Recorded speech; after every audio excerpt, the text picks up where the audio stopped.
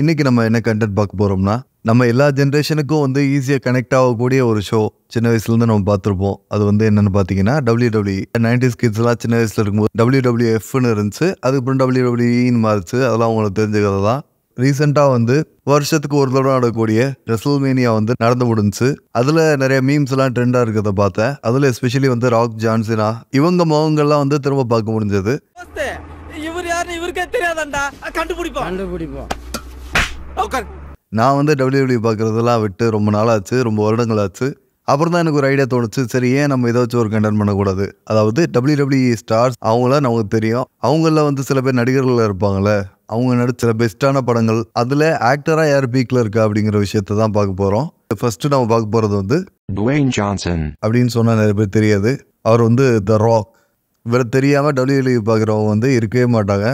இவர் நடித்த ஃபேமஸான படங்கள் எதுன்னு பார்த்தீங்கன்னா ராம்பேஜ், த ஹெர்குலஸ், அப்புறம் ஜுமான்ஜி ஃப்ரான்ச்சைஸ், அப்புறம் the Scorpion King, the Mummy Returns, Fast and Furious எல்லா பார்ட்ஸ்லேயும் ஆல்மோஸ்ட் இவர் இருப்பார். இவர் ஆன்டி ஹீரோவாக நடித்த பிளாக் ஆடம் இப்போ தான் வந்து டிசியில். இவர் வந்து பொதுவாக ரிப்பீட்டேட்டிவான கதைகள் நடிக்கிறாரு. இவர் வந்து ஒன்லி அட்வென்ச்சர் அப்புறம் அந்த ரிலேட்டடான ஒரு கதைகள் தான் நடிக்கிறாரு. ஒரு ஆக்டிங்க்கு ஸ்கோப் நிறைய இருக்கிற மாதிரி படங்களில் வந்து இவர் நடிக்க மாட்டேங்கிறாருன்னு நிறைய கம்ப்ளைண்ட்ஸ் இருக்குது.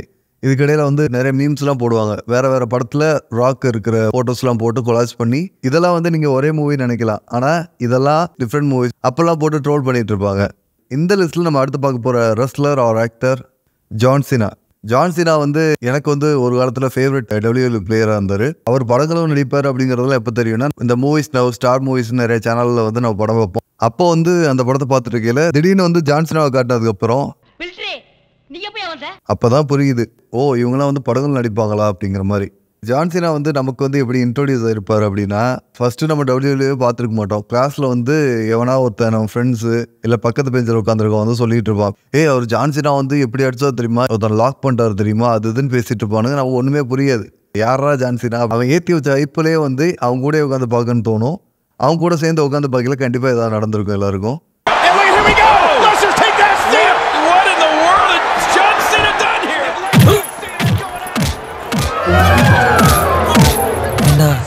அடிக்கிறாரே அவரா? John Cena. அடி வாங்குறாரே அவர்தான் John Cena. அவர் அசால்ட்டா நினைச்சுக்கிறீங்க. ஒரு டைம்ல அவரை பார்த்து அலறாதனே கிடையாது தெரியுமா? இப்போ ரீசெண்டாக ஆஸ்கர்ஸில் வந்து பெஸ்ட் காஸ்டியூம்க்கு ஆடைக்கு வந்து அவார்டு கொடுக்கறதுக்கு ஆடையே இல்லாமல் வந்திருந்தாரு. இந்த கான்செப்டை எங்கேயோ பார்த்த மாதிரி இருக்கேன். நான் யோசிச்சுட்டு இருக்கையில தான் எனக்கு தோணுச்சு, டெம்பிள் மக்கீஸில் ஆடை படத்துக்கு ஆடையே இல்லாமல் ரிவ்யூ பண்ணியிருப்பாங்க.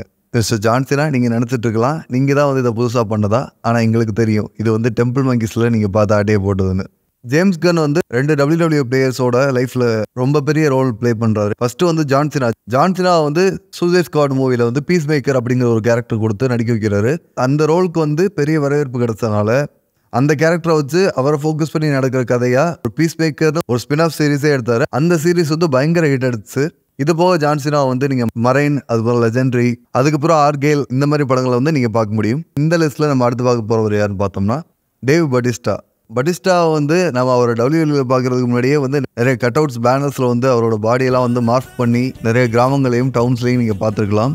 அந்த உடல் இந்த தலையுடன் சேர்ந்தால் எப்படி இருக்கும் அப்படிங்கிற ஒரு கற்பனையில் நிறைய விஷயங்களை பார்த்துருப்பீங்க. அவர் வந்து மோஸ்ட்லி WWE வந்து ரொம்ப ஒரு வில்லனிஷா ஒரு கெட்டவர் மாதிரியே ப்ரொஜெக்ட் பண்ணி அவர் மேலே வன்மத்துக்கு கீழே சுற்றிட்டு இருந்திருப்போம். ஆனால் அவரோட ரியல் லைஃப்பில் வந்து அவர் ஏன் ரெஸ்லிங் வந்தார் அப்படிங்கிறத பற்றி மேன் vs வைல்ட் ஷோவெல்லாம் தெரியும். அதில் பட்டிஸ்டா வந்து ஒரு ஸ்பெஷல் எபிசோடு வருவார், அதில் ஷேர் பண்ணியிருப்பார். அப்போ தான் தெரியுது, okay there's more to that அப்படிங்கிற ஒரு விஷயம்.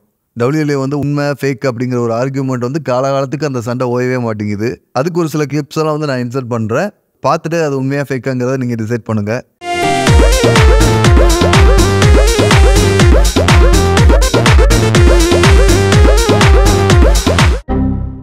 சரி, இப்போ பட்டிஸ்டா மேட்ருக்கு வரும். பட்டிஸ்டா வந்து அவர் ஏர்னிங்காக தான் வந்து ரெஸ்லிங்கே வந்து பண்ணிட்டு இருந்திருக்காரு. அவர் வந்து ஃபினான்ஷியலி வந்து ரொம்ப கஷ்டப்பட்டிருக்காரு.